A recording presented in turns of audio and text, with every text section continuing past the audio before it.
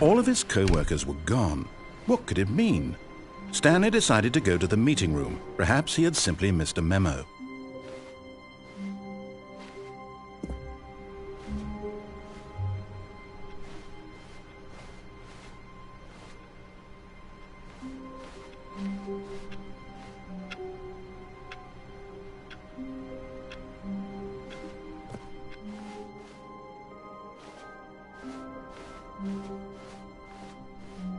When Stanley came to a set of 2 open doors, he entered the door on his left.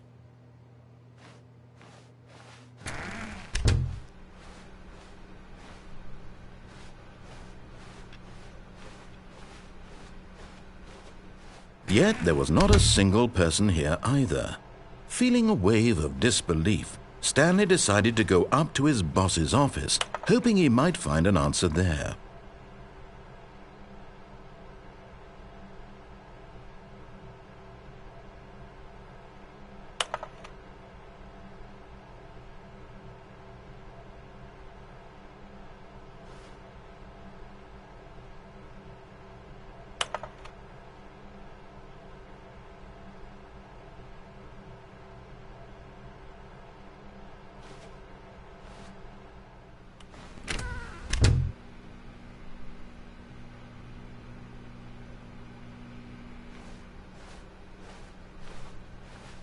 Coming to a staircase, Stanley walked upstairs to his boss's office.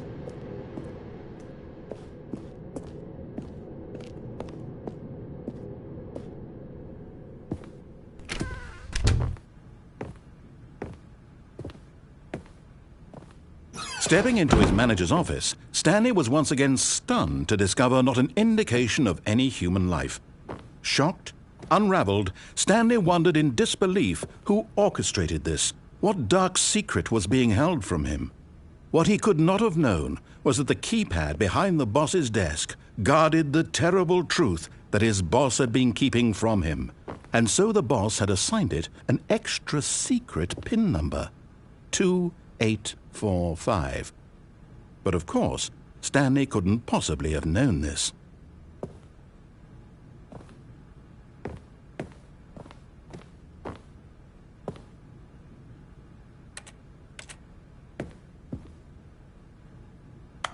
Stanley just sat around twiddling his thumbs. Trying to input anything on the device was useless, since he could never possibly know that the combination was 2845. Yet incredibly, by simply pushing random buttons on the keypad, Stanley happened to input the correct code by sheer luck. Amazing! He stepped into the newly opened passageway.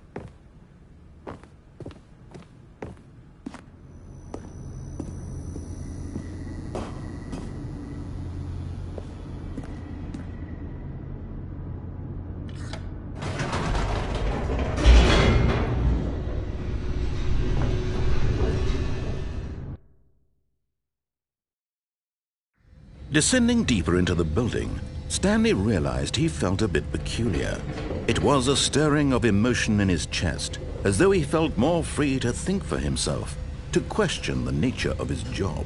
Why did he feel this now, when for years it had never occurred to him? This question would not go unanswered for long.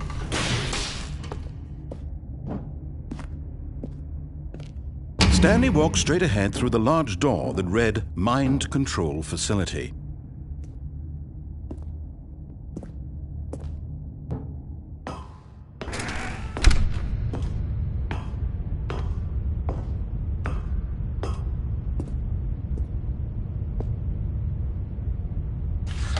The lights rose on an enormous room packed with television screens. What horrible secret did this place hold? Stanley thought to himself. Did he have the strength to find out?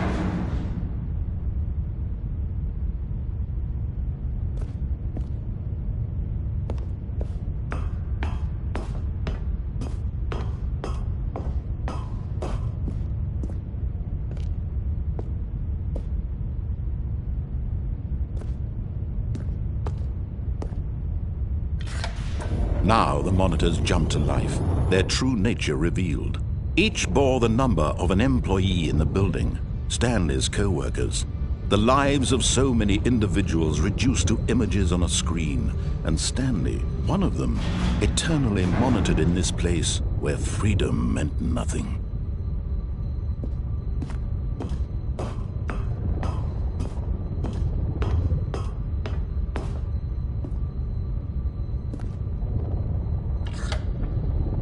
This mind control facility, it was too horrible to believe. It couldn't be true. Had Stanley really been under someone's control all this time? Was this the only reason he was happy with his boring job? That his emotions had been manipulated to accept it blindly?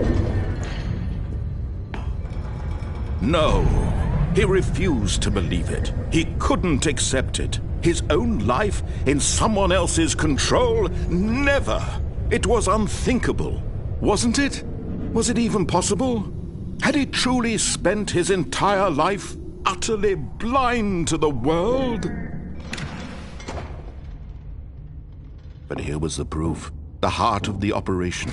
Controls labeled with emotions, happy or sad or content.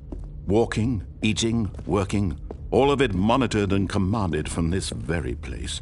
And as the cold reality of his past began to sink in, Stanley decided that this machinery would never again exert its terrible power over another human life. For he would dismantle the controls once and for all.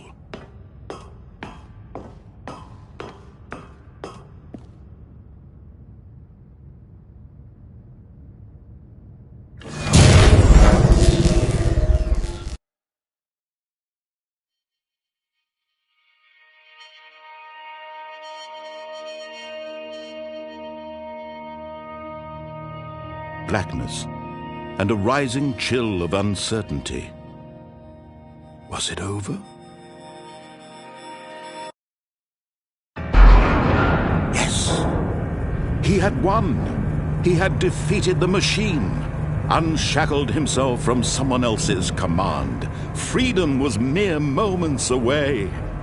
And yet, even as the immense door slowly opened, Stanley reflected on how many puzzles still lay unsolved.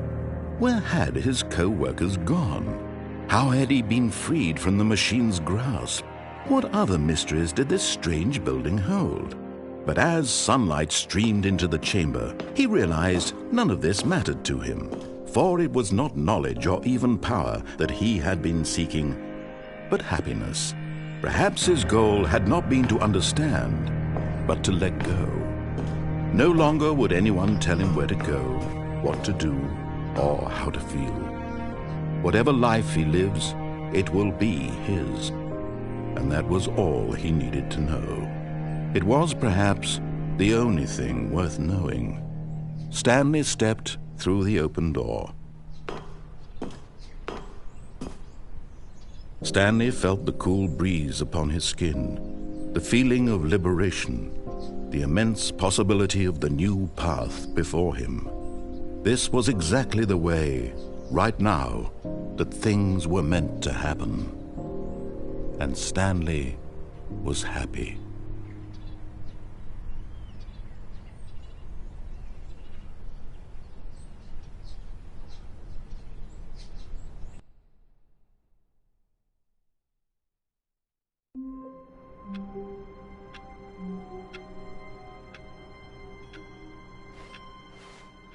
All of his co-workers were gone. What could it mean? Stanley decided to go to the meeting room. Perhaps he had simply missed a memo.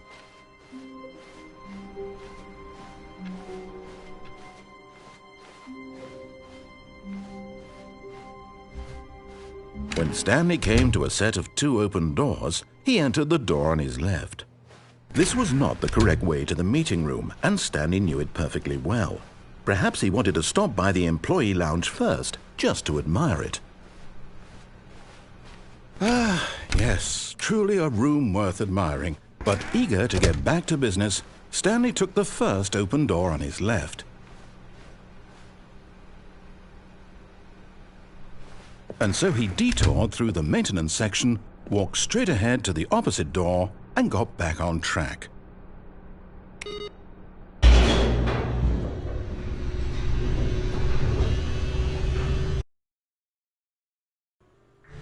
But Stanley didn't want to go back to the office. He wanted to wander about and get even further off track. So now in order to get back, he needed to go, from here it's, left.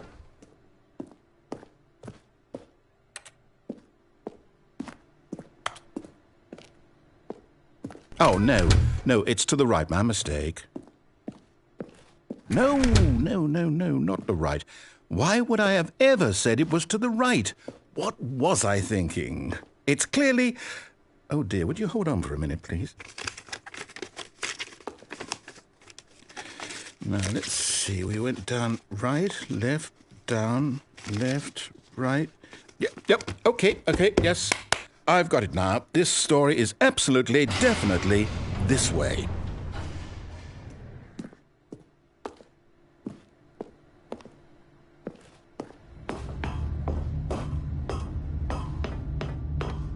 No. This isn't right at all. You're not supposed to be here yet. This is all a spoiler. Quick, Stanley, close your eyes. Okay. We just have to get back to, oh, who am I kidding? It's all rubbish now. The whole story completely unusable. How about, rather than waste my time trying to salvage this nonsense, we'll just restart the game from the beginning. And this time, suppose we don't wander so far off track, Okay, from the top.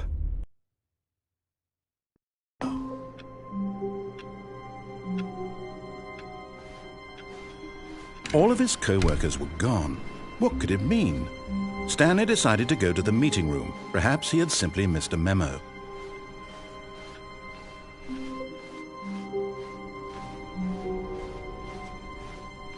When Stanley... Wait, what? No, I restarted. I swear, I definitely restarted the game over, completely fresh. Everything should be... Oh, did something change? Stanley, did you change anything when we were back in that room with all the monitors? Did you move the story somewhere, or... Hold on. Why am I asking you? I'm the one who wrote the story. It was right here just a minute ago. I know for sure that it's here somewhere. Okay, then. It's an adventure. Come, Stanley. Let's find the story.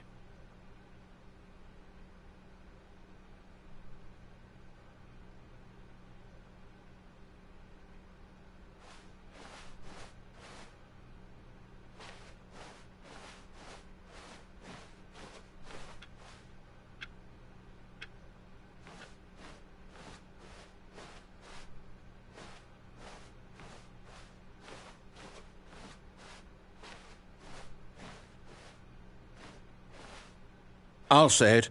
This is the worst adventure I've ever been on. I can promise you there definitely was a story here before. Do we need to restart the game again? Well, I find it unlikely that we'll ever progress by starting over and over again, but it's got to be better than this. Okay, let's give it a shot. Why not?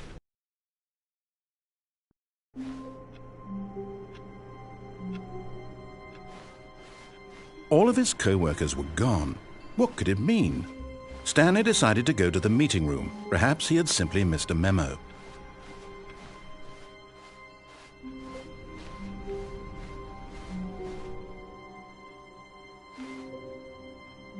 Okay, yep, it's worse. I might be remembering this wrong. It's possible the story is back where we just came from. Why don't we go back the other direction and see if we missed anything?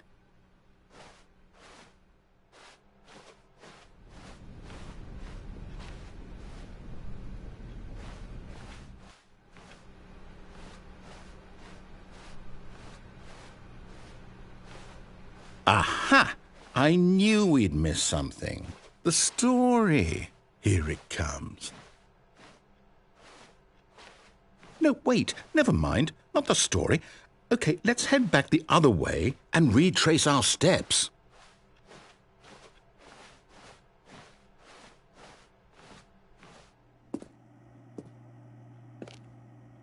Now this... Well, I'll be honest. I don't recognize this place at all. Is this the story? I don't think so. I can't quite recall, but I believe my story took place in an office building. Is that correct? Do you remember, Stanley? Well, do you know what? Since I've completely forgotten what we were supposed to be doing, how about this? You win! Congratulations! I know you put in a lot of hard work, and it really paid off, so good job. Oh, no. No, I don't feel right about this at all. We both know you didn't put in any actual work for that win. Some people win fair and square, and this was not one of those situations. Okay, I'm getting weirded out by whatever this place is. I don't care what might happen this time. I have to restart.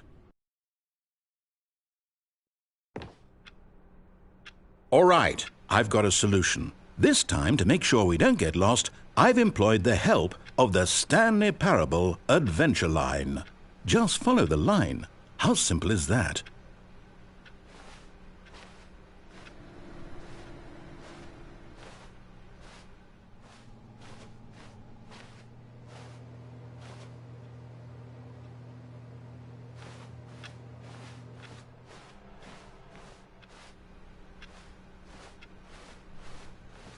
No, I'm down. We're leaving it up to the line from now on.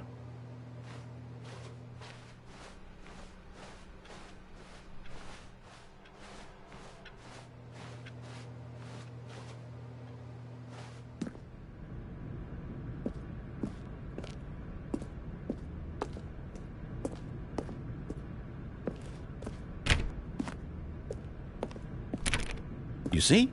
The line knows where the story is. It's over in this direction. Onward, Stanley, to destiny. Though, here's a thought. Wouldn't wherever we end up be our destination, even if there's no story there? Or to put it another way, is the story of no destination still a story? Simply by the act of moving forward, are we implying a journey such that a destination is inevitably conjured into being via the very manifestation of the nature of life itself? Okay, Stanley, I need to follow this train of thought for a minute. Just stick with me. Now, we can both agree that the nature of existence is in fact a byproduct of one's subjective experience of that existence, right? Okay, now if my experience of your existence rests inside of your subjective experience of this office, is this office in fact the skeleton of my own relative experiential mental subjective construct? Whoa. Hang on. That got a bit weird back there. Well, I'd like to apologize. Not sure where I was going with all that. You know what? I think what we need right now is a bit of music to lighten the mood.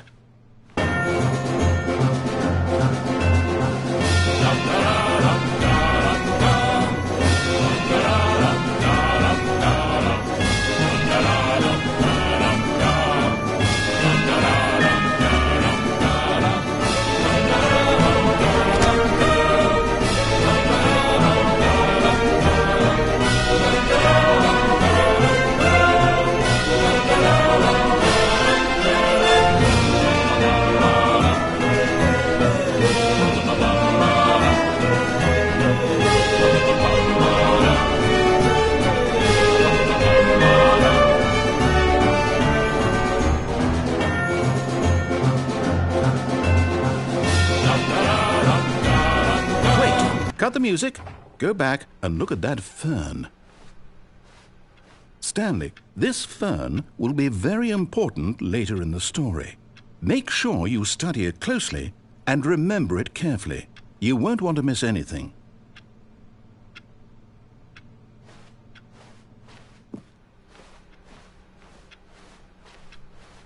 Wait, what? We're back at the office? No. Line, you do know we're looking for the Stanley Parable, right? The story? Is any of this ringing a bell? Oh, no, not again. Line, how could you have done this to us? And after we trusted you, after everything we've been through, you... Oh, I can't take this anymore. To hell with it. Restart.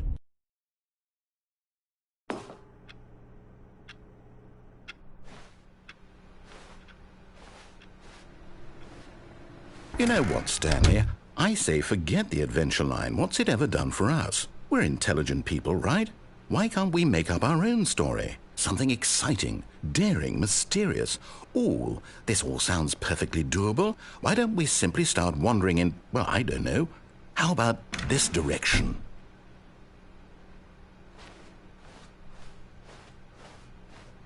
Now, yes, this is exciting. Just me and Stanley forging a new path, a new story. Well, it could be anything. What do you want our story to be? Go wild. Use your imagination. Whatever it might be, Stanley, I'm ready for it. Oh, no, not you again. Stanley, I'd also like to veto the line from having any role in our awesome new story. No lines or monitor rooms. Just don't acknowledge it, and we should be fine.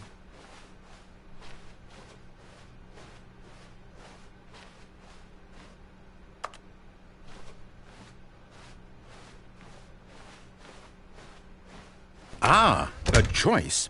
We get to make a decision. From here, the story is in our control. How important we mustn't squander the opportunity. In fact, I believe I need a minute to think here. Just walk in circles for a minute. Okay, so I know that each door has to lead somewhere, which means that somewhere at the place where we're trying to go, there must be a reverse door that leads here. And that in turn means that our destination corresponds with the counter-inverted reverse door's origin. So starting from the right, let us ask, will taking the right door lead us to where we're going? And since the answer is clearly yes, then by all accounts, the door on the right is the correct one. Another victory for logic. Come, Stanley, our destiny awaits.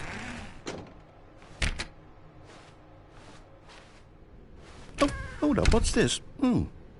The confusion ending. You're telling me that's what this is? It's all one giant ending? And we're supposed to restart the game, what, eight times? That's really how all this goes? It's all determined? So now, according to the schedule, I restart again. Then what? Am I just supposed to forget? Well, what if I don't want to forget? My mind goes blank simply because it's written here on this thing, wall. Well, who consulted me? Why don't I get to decide? Why don't I get a say in all of this? Is it really? No, it can't be. I don't want it to be. I don't want the game to keep restarting. I don't want to forget what's going on. I don't want to be trapped like this. I won't restart the game. I won't do it. I won't do it. I won't do it. And the timer stopped? Does that mean, did we do it? Did we break the cycle? The, whatever it is that made this schedule? How would we even know? Will someone come for us? Will something happen? So, okay. I guess now we just wait, you know. I suppose in some way that this is a kind of story, wouldn't you agree? I'm not quite sure if we're in the destination or the journey, though they're always saying that life is about the journey and not the destination, so I hope that's where we are right now. We'll find out, won't we? Eventually. Well, in the meantime, if you...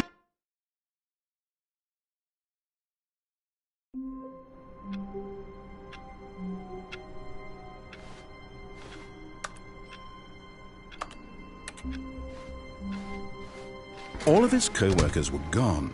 What could it mean? Stanley decided to go to the meeting room. Perhaps he had simply missed a memo.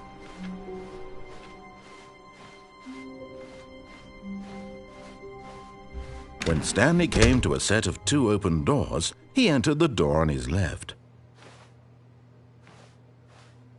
This was not the correct way to the meeting room, and Stanley knew it perfectly well. Perhaps he wanted to stop by the employee lounge first, just to admire it. Wow, yes, this room. What a beautiful room. But eager to get back to business, Stanley took the first open door on his left.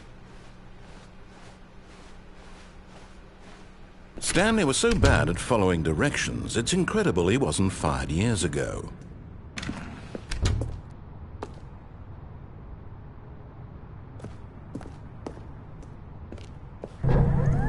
Look, Stanley, I think perhaps we've gotten off on the wrong foot here.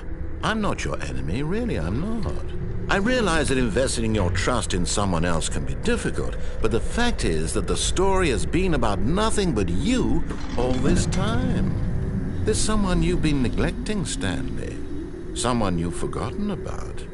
Please, stop trying to make every decision by yourself. Now, I'm not asking for me, I'm asking for her. This is it, Stanley. Your chance to redeem yourself, to put your work aside, to let her back into your life. She's been waiting.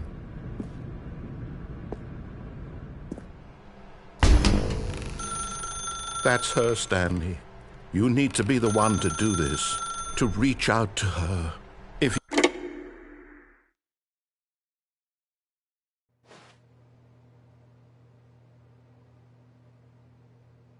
Oh, Stanley, is that you? Hold on, sweetie. Sorry to keep you waiting. I'm just pulling the bread out of the oven. All right. Okay, there we go. All right, now, I want you to come in and tell me all about your day. Gotcha! Oh, come on. Did you actually think you had a loving wife who'd want to commit their life to you? I'm trying to make a point here, Stanley. I'm trying to get you to see something. Come inside. Let me show you what's really going on here.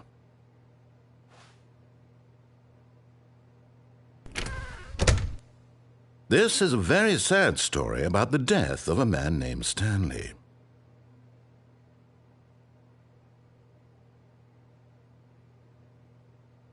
Stanley is quite a boring fellow. He has a job that demands nothing of him, and every button that he pushes is a reminder of the inconsequential nature of his existence. Look at him there, pushing buttons, doing exactly what he's told to do. Now he's pushing a button. Now he's eating lunch. Now he's going home. Now he's coming back to work. One might even feel sorry for him, except that he's chosen this life. But in his mind, in his mind he can go on fantastic adventures. From behind his desk, Stanley dreamed of wild expeditions into the unknown, fantastic discoveries of new lands. It was wonderful, and each day that he returned to work was a reminder that none of it would ever happen to him. And so he began to fantasize about his own job. First, he imagined that one day while at work, he stepped up from his desk to realize that all of his co-workers, his boss, everyone in the building had suddenly vanished off the face of the earth. The thought excited him terribly.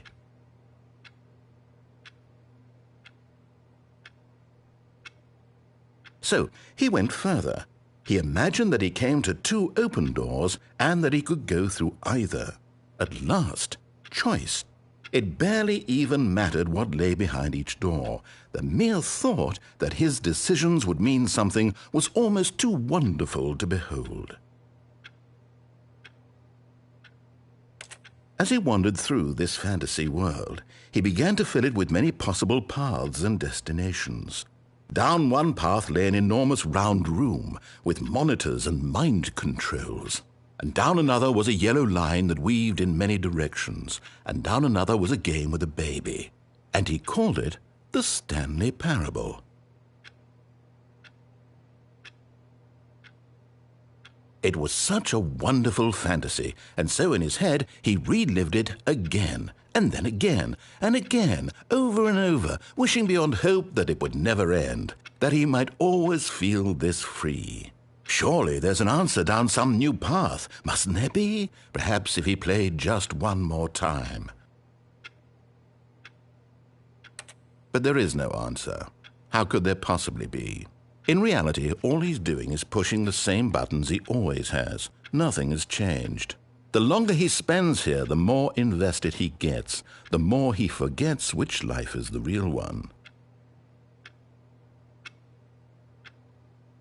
And I'm trying to tell him this, that in this world he can never be anything but an observer, that as long as he remains here, he's slowly killing himself. But he won't listen to me. He won't stop. Here, watch this. Stanley, the next time the screen asks you to push a button, do not do it.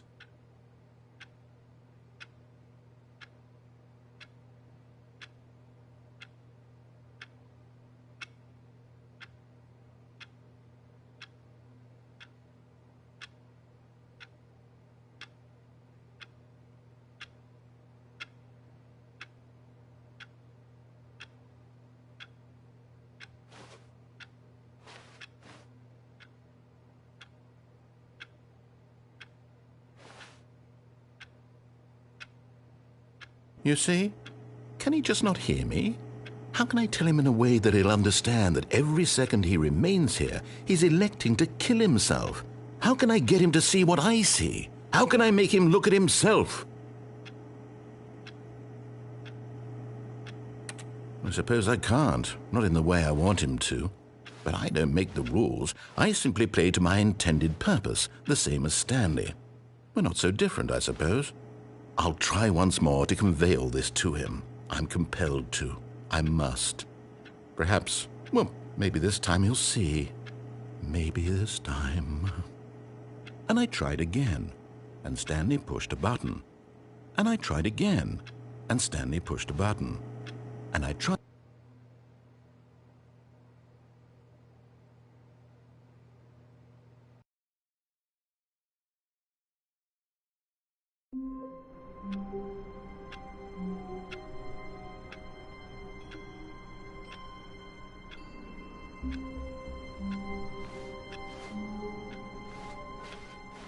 All of his co-workers were gone. What could it mean? Stanley decided to go to the meeting room. Perhaps he had simply missed a memo.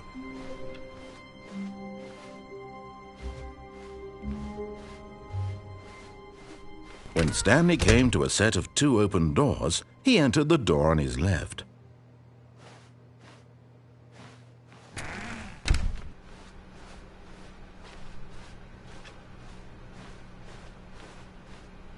Yet there was not a single person here either. Feeling a wave of disbelief, Stanley decided to go up to his boss's office, hoping he might find an answer. Coming to a staircase, Stanley walked upstairs to his boss's office. But Stanley just couldn't do it.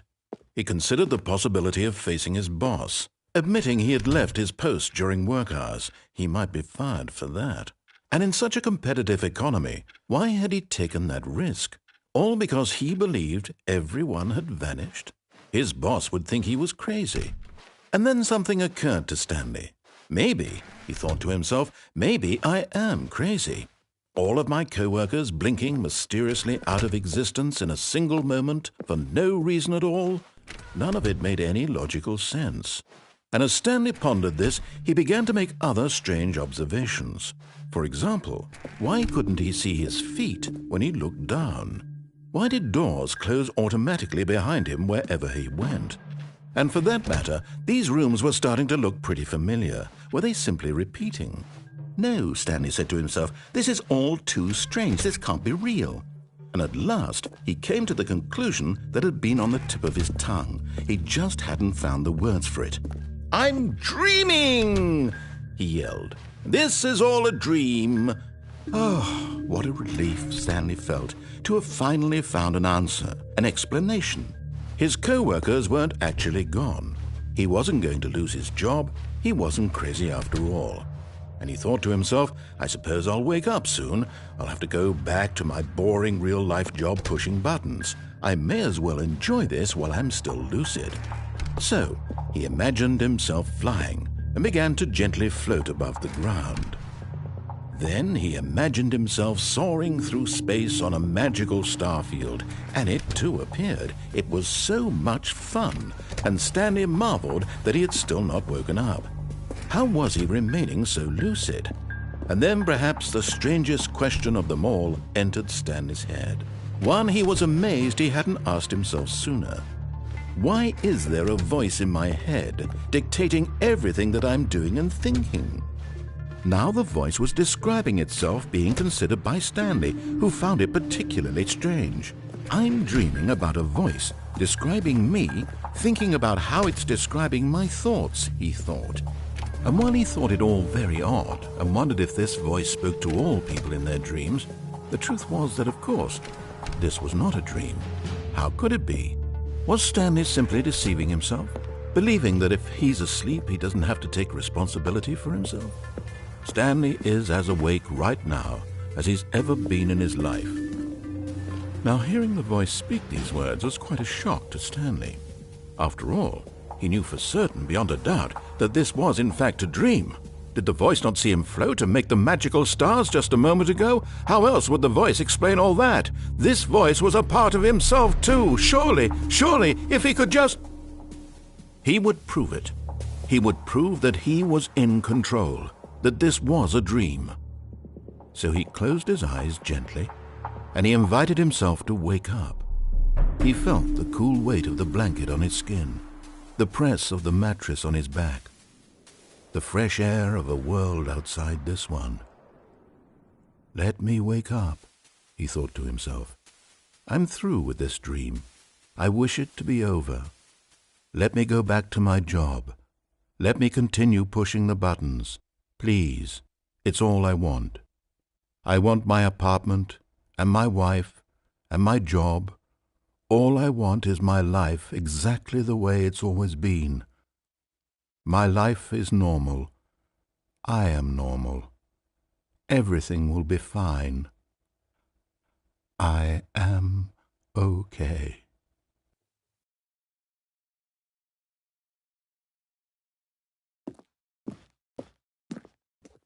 Stanley began screaming.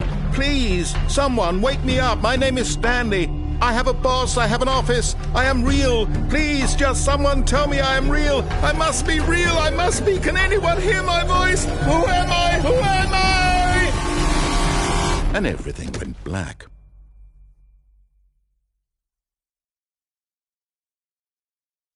This is the story of a woman named Mariella. Mariella woke up on a day like any other. She arose, got dressed, gathered her belongings, and walked to her place of work. But on this particular day, her walk was interrupted by the body of a man who had stumbled through town talking and screaming to himself, and then collapsed dead on the sidewalk. And although she would soon turn to go call for an ambulance, for just a few brief moments she considered the strange man. He was obviously crazy. This much she knew. Everyone knows what crazy people look like. And in that moment, she thought to herself how lucky she was to be normal. I am sane. I am in control of my mind. I know what is real and what isn't. It was comforting to think this, and in a certain way, seeing this man made her feel better. But then she remembered the meeting she had scheduled for that day, the very important people whose impressions of her would affect her career, and by extension, the rest of her life. She had no time for this, so it was only a moment that she stood there, staring down at the body. And then she turned and ran.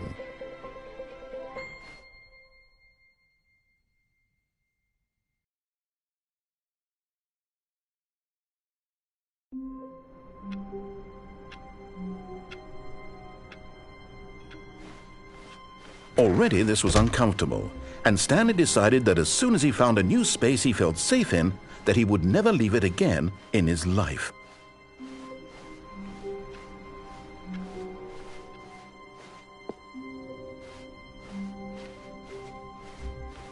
When Stanley came to a set of 2 open doors, he entered the door on his left. This was not the correct way to the meeting room, and Stanley knew it perfectly well. Perhaps he wanted to stop by the employee lounge first, just to admire it. The lounge was sublime, a work of art.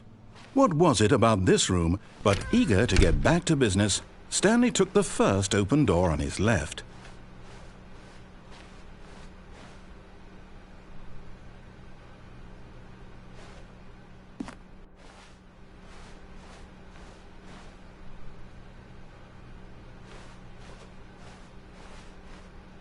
And so he detoured through the maintenance section, walked straight ahead to the opposite door, and got back on track.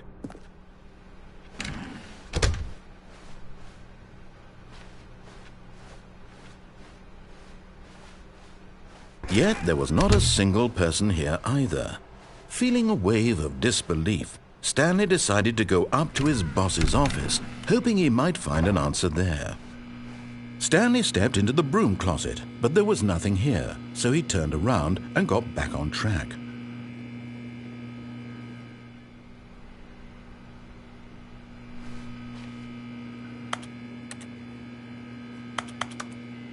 There was nothing here. No choice to make, no path to follow, just an empty broom closet. No reason to still be here.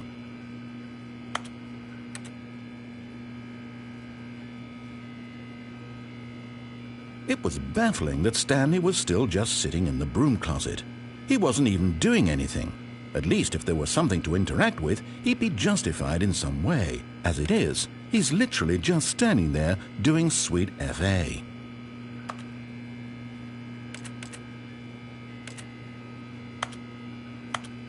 Are you really still in the broom closet? Standing around doing nothing? Why? Please offer me some explanation here. I'm genuinely confused.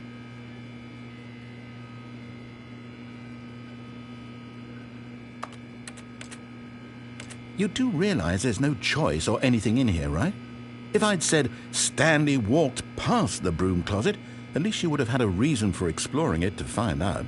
But it didn't even occur to me because literally this closet is of absolutely no significance to the story whatsoever. I never would have thought to mention it.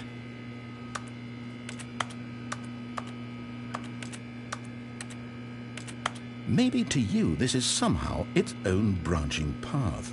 Maybe when you go talk about this with your friends you'll say, "Oh, did you get the broom closet ending? The broom closet ending was my favorite." I hope your friends find this concerning.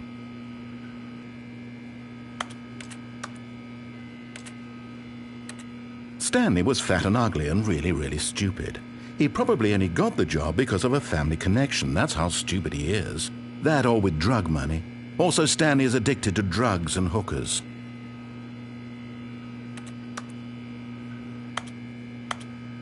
Well, I've come to a very definite conclusion about what's going on right now.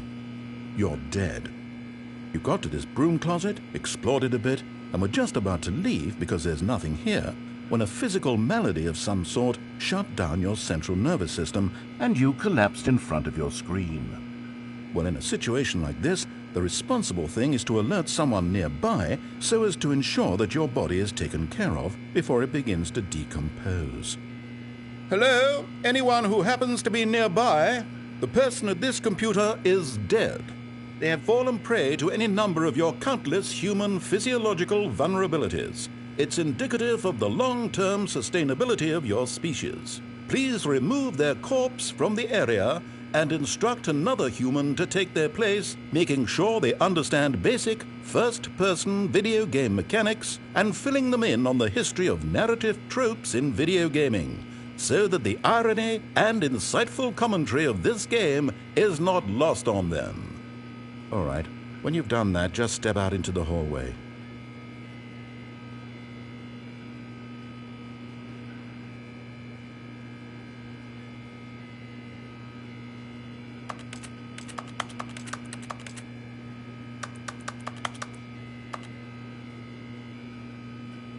Ah, second player. It's good to have you on board. I guarantee you can't do any worse than the person who came before you. You too? Unbelievable. I'm at the mercy of an entire species of invalids. Perhaps there's a monkey nearby you can hand the controls to. A fish? Fungus? Look, you can hammer out the details. I'm not particularly picky. I'll just be waiting for when you're ready to pick up the story again.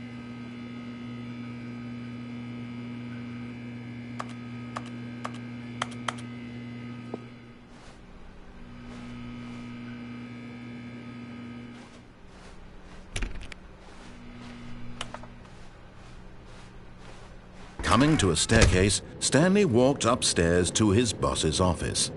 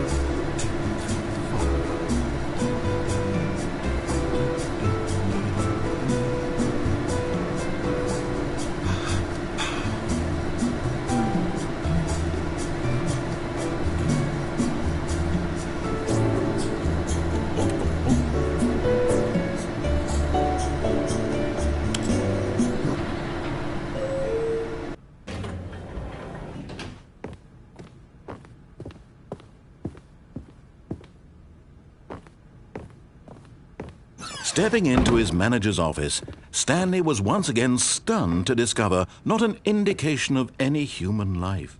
What could it mean? Stanley wondered aloud to nobody. He began wildly tearing through papers on the boss's desk, pulling books off the shelf, looking behind paintings, desperate for clues to his situation. But his attention was caught by a keypad behind the boss's desk. What could its purpose be? In fact, this keypad guarded the terrible secret that lay buried below his feet. And so the boss had assigned it an extra secret PIN number, 2845. But of course, Stanley couldn't possibly have known this.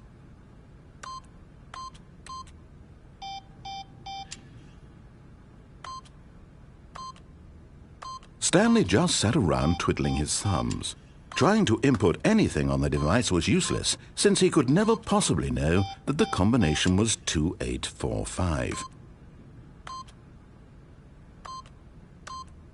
Yet incredibly, by simply pushing random buttons on the keypad, Stanley happened to input the correct code by sheer luck. Amazing! He stepped into the newly opened passageway.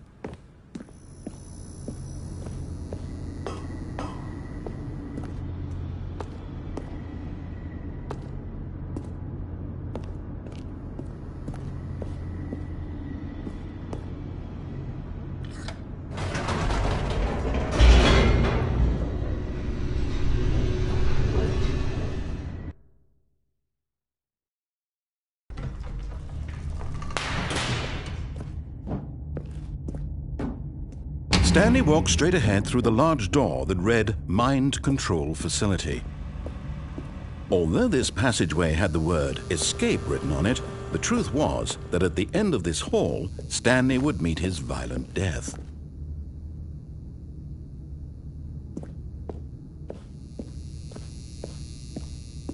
The door behind him was not shut. Stanley still had every opportunity to turn around and get back on track. At this point, Stanley was making a conscious, concerted effort to walk forward and willingly confront his death.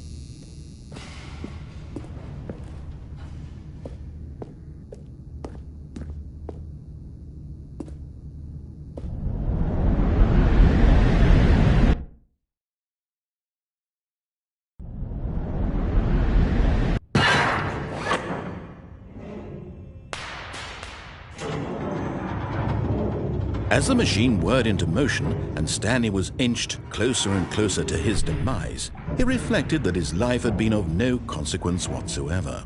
Stanley can't see the bigger picture. He doesn't know the real story, trapped forever in his narrow vision of what this world is. Perhaps his death was of no great loss, like plucking the eyeballs from a blind man. And so he resigned and willingly accepted this violent end to his brief and shallow life. Farewell, Stanley.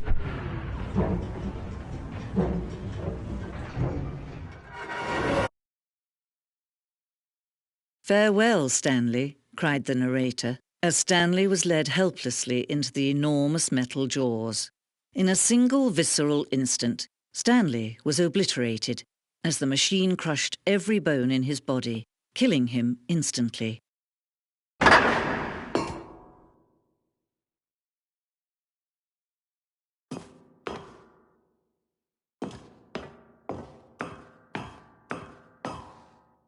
And yet it would be just a few minutes before Stanley would restart the game, back in his office, as alive as ever.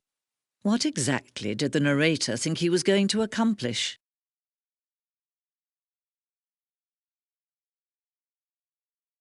When every path you can walk has been created for you long in advance, death becomes meaningless, making life the same. Do you see now? Do you see that Stanley was already dead from the moment he hit start?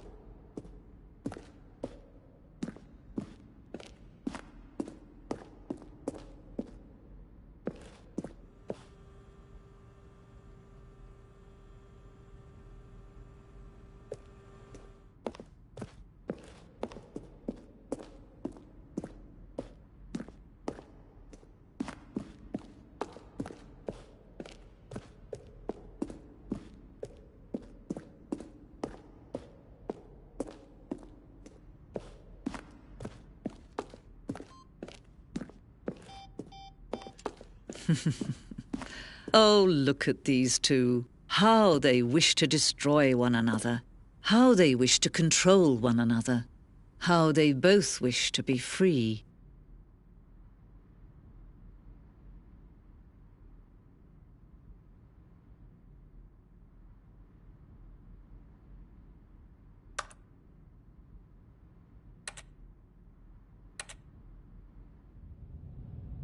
Can you see? Can you see how much they need one another? No, perhaps not. Sometimes these things cannot be seen. But listen to me.